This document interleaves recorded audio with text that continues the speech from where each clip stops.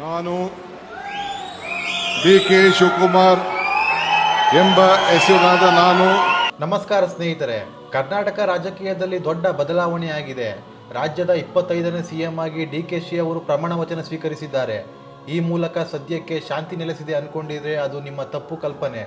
ಮೇಲ್ನೋಟಕ್ಕೆ ಎಲ್ಲವೂ ಸರಿ ಇದೆ ಅನ್ಸಿದ್ರು ಒಳಗೊಳಗೆ ನಡೆಯುತ್ತಿರೋ ಐ ಡ್ರಾಮಾ ಬೇರೆಯದೇ ಕತೆ ಹೇಳ್ತಿದೆ. ಸಿಎಂ ಸ್ಥಾನದ ದಂಗಲ್, ಕೆಪಿಸಿಸಿ ಅಧ್ಯಕ್ಷ ಗಾದಿಯ ಫೈಟ್ ಮತ್ತು ಸಚಿವರ ಖಾತೆಯ ಹಂಚಿಕೆಯ ಇಂಟ್ರೆಸ್ಟಿಂಗ್ ಇನ್ಸೈಟ್ ಸ್ಟೋರಿಗಳ ಕಂಪ್ಲೀಟ್ ಡೀಟೇಲ್ಸ್ ಇವತ್ತಿನ ವಿಡಿಯೋದಲ್ಲಿದೆ. ವಿಡಿಯೋ ಮಿಸ್ ಮಾಡದೆ ಕೊನೆವರೆಗೂ ನೋಡಿ. ಅದಕ್ಕೂ ಮುನ್ನ ನಿಮಗೆಲ್ಲ ಪಾರೆಗದ್ದೆ ಚಾನಲ್ಗೆ ಸ್ವಾಗತ. ನೀವಿನ್ನೂ ನಮ್ಮ ಚಾನಲ್ನ ಸಬ್ಸ್ಕ್ರೈಬ್ ಮಾಡಿಲ್ಲ ಅಂದರೆ ಈಗಲೇ ಮಾಡಿ. ಹಾಗೆ ಪಕ್ಕದಲ್ಲಿರೋ ಬೆಲ್ ಐಕನ್ ಮೇಲೆ ಕ್ಲಿಕ್ ಮಾಡಿ. ಸ್ನೇಹಿತರೆ, ಸಿಎಂ ಸ್ಥಾನದ ಟ್ವಿಸ್ಟ್, ಸತೀಶ್ ಜಾರಕಿಹೊಳಿ ಎಂಟ್ರಿ, ಸಿದ್ದರಾಮಯ್ಯ ಅವರಿಗೆ ಮೋಸ ಆಯಿತಾ? ಸ್ನೇಹಿತರೆ, ರಾಜ್ಯ ರಾಜಕಾರಣದಲ್ಲಿ ಆಗುತ್ತಿರೋ ಬದಲಾವಣೆಗಳಲ್ಲಿ ಮೊದಲನೆಯ ಇಂಟ್ರೆಸ್ಟಿಂಗ್ ಪಾಯಿಂಟ್ ಅಂದರೆ ಅದು ಸಿಎಂ ಸ್ಥಾನದ ವಿಚಾರ. ಹೈಕಮಾಂಡ್ ಮಟ್ಟದಲ್ಲಿ ನಡೆದ ಒಪ್ಪಂದಗಳ ಪ್ರಕಾರ ಸಿದ್ದರಾಮಯ್ಯ ಅವರಿಗೆ ಶಾಕ್ ಸಿಕ್ಕಿದೆಯಾ ಅನ್ನೋ ಪ್ರಶ್ನೆ ಈಗ ಎದ್ದಿದೆ. ಯಾಕೆಂದ್ರೆ ಡಿ.ಕೆ. ಶಿವಕುಮಾರ್ ಅವರು ಸದ್ದಿಲ್ಲದೆ ಸತೀಶ್ ಜಾರಕಿಹೊಳಿ ಅವರ ಜೊತೆ ಕೈ ಜೋಡಿಸಿ ಸಿದ್ದರಾಮಯ್ಯ ಬಣಕ್ಕೆ ಸೆಡ್ಡು ಹೊಡೆದು ಮಾಸ್ಟರ್ ಪ್ಲಾನ್ ರೂಪಿಸಿದ್ದಾರೆ ಅನ್ನೋ ಮಾತುಗಳು ಕೇಳಿ ಬರ್ತಿವೆ. ಅಹಿಂದ ನಾಯಕರಾಗಿರೋ ಸತೀಶ್ ಜಾರಕಿಹೊಳಿ ಅವರಿಗೆ ಡಿ.ಕೆ.ಶಿ ಆಂತರಿಕವಾಗಿ ಬೆಂಬಲ ನೀಡಿರುವುದು ಸಿದ್ದರಾಮಯ್ಯ ಅವರ ಭವಿಷ್ಯದ ರಾಜಕೀಯ ನಡೆಗಳಿಗೆ ದೊಡ್ಡ ಹಿನ್ನಡೆಯಾಗುವ ಮುನ್ಸೂಚನೆ ನೀಡಿದೆ. ಕೆಪಿಸಿಸಿ ಅಧ್ಯಕ್ಷ ಸ್ಥಾನದ ಫೈಟ್, ಸತೀಶ್ಗೆ ಸಿದ್ದರಾಮಯ್ಯ ಬತ್ತಿ ಇಟ್ಟರ? ಹರಿಪ್ರಸಾದ್ ಎಂಟ್ರಿ.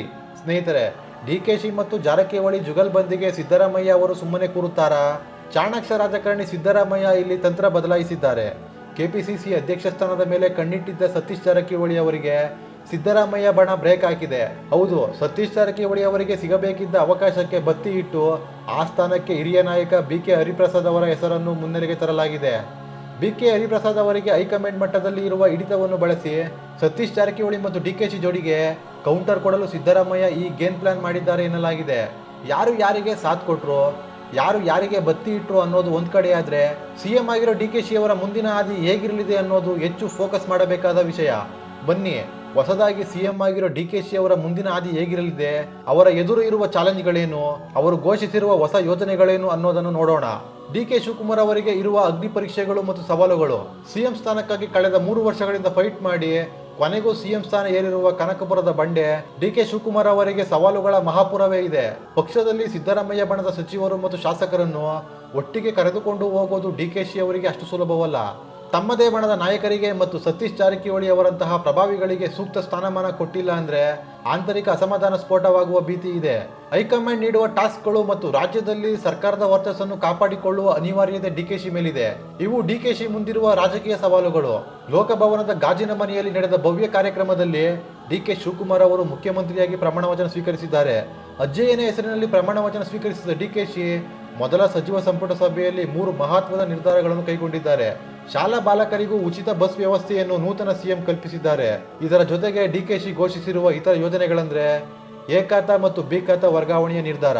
ಎ ಖಾತಾ ಮತ್ತು ಬಿ ಖಾತಾ ವರ್ಗಾವಣೆಯನ್ನು ಸಂಪೂರ್ಣ ರಾಜ್ಯಕ್ಕೆ ವಿಸ್ತರಿಸುವ ಇನ್ನೊಂದು ಮಹತ್ವದ ನಿರ್ಧಾರವನ್ನು ಸಚಿವ ಸಂಪುಟ ಸಭೆಯಲ್ಲಿ ತೆಗೆದುಕೊಳ್ಳಲಾಗಿದೆ. ಬಿ ಖಾತೆಯಿಂದ ಎ ಖಾತಾ ಪರಿವರ್ತನೆಯನ್ನು ಬೆಂಗಳೂರು ಮಾತ್ರವಲ್ಲದೆ ಇಡೀ ರಾಜ್ಯಕ್ಕೆ ವಿಸ್ತರಿಸಲು ತೀರ್ಮಾನಿಸಲಾಗಿದೆ. ನಮ್ಮ ಸರ್ಕಾರದ 6ನೇ ಗ್ಯಾರಂಟಿ ಭೂ ಗ್ಯಾರಂಟಿ ಆಗಿದೆ. ಜನರ ಆಸ್ತಿಗೆ ಸರಿಯಾದ ದಾಖಲೆ ಮಾಡಿಕೊಳ್ಳಲು ಮುಂದಾಗಿದ್ದೇವೆ ಎಂದು ಸಿಎಂ ಡಿ.ಕೆ. ಶಿವಕುಮಾರ್ ಹೇಳಿದ್ದಾರೆ. ಮನೆ ಕಟ್ಟುವವರ ಸಮಸ್ಯೆಗಳಿಗೆ ಸ್ಪಂದಿಸಿದ ನೂತನ ಸಿಎಂ. ಸ್ನೇಹಿತರೆ, ರಾಜ್ಯದ ಪ್ರತಿ ಮನೆಯಲ್ಲೂ ಎಲ್ಲರಿಗೂ ಕಾಡುತ್ತಿರುವ ಸಮಸ್ಯೆ ಎಂದರೆ ಅದು ಓಸಿ ಮತ್ತು ಸಿಸಿ. ಈ ಸಮಸ್ಯೆ ಬಗೆಹರಿಸಲು ಚರ್ಚೆ ಮಾಡಿ 2500 ಅಡಿಯವರೆಗೂ ಮನೆ ನಿರ್ಮಾಣಕ್ಕೆ ಓಸಿ ಮತ್ತು ಸಿಸಿ ಇಲ್ಲದಿದ್ದರೂ ವಿದ್ಯುತ್ ಸೇರಿ ಇತರ ಸಂಪರ್ಕ ನೀಡುವುದಾಗಿ ಡಿ.ಕೆ. ಶಿವಕುಮಾರ್ ಅವರು ಘೋಷಣೆ ಮಾಡಿದ್ದಾರೆ. ಸದ್ಯದ ನಿಯಮದ ಪ್ರಕಾರ ಓಸಿ ಮತ್ತು ಸಿಸಿ ಪತ್ರಗಳು ಇಲ್ಲ ಅಂದರೆ ವಿದ್ಯುತ್ ಸಂಪರ್ಕಗಳು ಸಿಗಲ್ಲ. ಆದರೆ ಇದಕ್ಕೆ ರಿಲೀಫ್ ಕೊಡಲಾಗಿದೆ. 2500 ಅಡಿಗಳವರೆಗೆ ಇರುವ ಕಟ್ಟಡಗಳಿಗೆ ಓಸಿ ಹಾಗೂ ಸಿಸಿ ಇಲ್ಲದಿದ್ದರೂ ಕರೆಂಟ್ ನೀಡುತ್ತೇವೆ ಎಂದಿದ್ದಾರೆ. ಸ್ನೇಹಿತರೆ, ಬೆಂಗಳೂರು ನಗರದ ಗುಂಡಿ ಬಿದ್ದ ರಸ್ತೆಗಳು ರಾಷ್ಟ್ರ ಮಟ್ಟದಲ್ಲಿ ಸುದ್ದಿ ಆಗ್ತಾನೆ ಇರುತ್ತೆ. ಅದು ಮಳೆ ಬಂದರಂತೂ ಜನರ ಸಮಸ್ಯೆ ಹೇಳತಿರದು. ಹೀಗಾಗಿ ಬೆಂಗಳೂರಿನ ರಸ್ತೆಯ ಡಾಂಬರೀಕರಣ ಮಾಡಲು ಹಣವನ್ನು ಮೀಸಲಿಡಲು ಸಚಿವ ಸಂಪುಟದಲ್ಲಿ ನಿರ್ಧರಿಸಲಾಗಿದೆ. ಬೆಂಗಳೂರಿನ ನಗರಗಳ ರಸ್ತೆಗಳಲ್ಲಿ ಹಾಲಿ ಯೋಜನೆಗಳನ್ನು ಹೊರತುಪಡಿಸಿ ಎಲ್ಲಾ ರಸ್ತೆಗಳ ಡಾಂಬರೀಕರಣಕ್ಕೆ 2,000 ಕೋಟಿ ಅನುದಾನ ನೀಡಲು ತೀರ್ಮಾನಿಸಲಾಗಿದೆ. 3 ರಿಂದ 4 ತಿಂಗಳುಗಳಲ್ಲಿ ಡಾಂಬರೀಕರಣ ಮಾಡಲು ತೀರ್ಮಾನಿಸಿದ್ದೇವೆ ಎಂದು ನೂತನ ಸಿಎಂ ಹೇಳಿದ್ದಾರೆ. ಭಾರತ್ ಜೋಡೋ ಯುವಕರ ಸಂಘ. ಸ್ನೇಹಿತರೆ, 10,000 ಭಾರತ್ ಜೋಡೋ ಯುವಕರ ಸಂಘ ರಚಿಸಲು ತೀರ್ಮಾನ ಮಾಡಲಾಗಿದೆ ಎಂದು ಡಿ.ಕೆ. ಶಿವಕುಮಾರ್ ಹೇಳಿದ್ದಾರೆ. ಪ್ರತಿ ಪಂಚಾಯಿತಿಯಲ್ಲಿ ಯುವಕರ ಸಂಘ ರಚಿಸಬೇಕು. ಈ ಸಂಘದಲ್ಲಿ ಕನಿಷ್ಠ 150 ರಿಂದ 200 ಯುವಕರು ಇರುತ್ತಾರೆ. ನಗರದ ಪ್ರದೇಶಗಳಲ್ಲಿ ವಾರ್ಡ್ ಮಟ್ಟದಲ್ಲಿ ಸಂಘ ರೂಪಿಸಲಾಗುವುದು. ಕ್ರೀಡಾ, ಸಾಂಸ್ಕೃತಿಕ ಕಾರ್ಯಕ್ರಮ, ನಾಯಕತ್ವ ಬೆಳೆಸಿಕೊಳ್ಳಲು, ನಾಯಕತ್ವ ಸಾಮರಸ್ಯಕ್ಕೆ, ಯುವಕರ ಪ್ರತಿಭೆ ಅನಾವರಣಕ್ಕೆ ವೇದಿಕೆ ಕಲ್ಪಿಸಲಾಗುವುದು ಎಂದು ಸಿಎಂ ಹೇಳಿದ್ದಾರೆ. ಸ್ನೇಹಿತರೆ, ಡಿಕೆ ಶಿವಕುಮಾರ್ ಅವರು ಜನಪ್ರಿಯ ಘೋಷಣೆಗಳನ್ನೇನೋ ಮಾಡಿದ್ದಾರೆ. ಆದರೆ ಇವುಗಳನ್ನು ಜಾರಿಗೆ ತರೋದು ಅಂದುಕೊಂಡಷ್ಟು ಈಸಿ ಅಲ್ಲ. ಯಾಕಂದ್ರೆ ಖಜಾನೆ ಖಾಲಿ.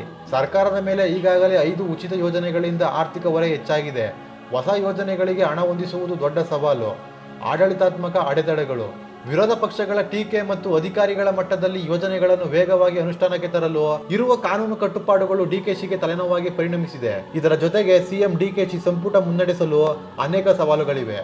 ಹಾಗಂತ ಡಿಕೆಶಿ ಅವರಿಗೆ ರಾಜಕೀಯದಲ್ಲಿ ಅನುಭವ ಇಲ್ಲ ಅಂತಲ್ಲ, ಅವರಿಗೂ ಸಾಕಷ್ಟು ಅನುಭವವಿದೆ. ಮಂತ್ರಿಯಾಗಿ ಮತ್ತು ಡಿಸಿಎಂ ಆಗಿ ರಾಜ್ಯ ರಾಜಕಾರಣದಲ್ಲಿ ಸಾಕಷ್ಟು ಅನುಭವ ಗಳಿಸಿದ್ದಾರೆ. ಸಂಕಷ್ಟದ ಸ್ಥಿತಿಯಲ್ಲಿ ಪಕ್ಷವನ್ನು ಮುನ್ನಡೆಸಿದ್ದಾರೆ. ಟ್ರಬಲ್ ಶೂಟರ್ ಆದ ಅನುಭವವೂ ಬೆನ್ನಿಗಿದೆ.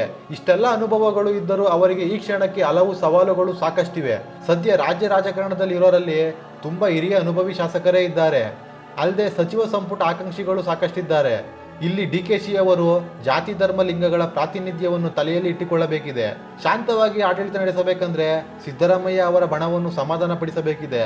ಅಲ್ಲದೆ ಸರ್ಕಾರದ 5 ಗ್ಯಾರಂಟಿ ಯೋಜನೆಗಳಾದ ಗೃಹಲಕ್ಷ್ಮಿ, ಶಕ್ತಿ ಯೋಜನೆ, ಅನ್ನಭಾಗ್ಯ, ಯುವ ನಿಧಿ, ಗೃಹಜ್ಯೋತಿ ಯೋಜನೆಗಳಿಗೆ ಪ್ರತಿ ವರ್ಷ 51,000 ಕೋಟಿ ರೂಪಾಯಿ ವೆಚ್ಚವಾಗುತ್ತಿದೆ.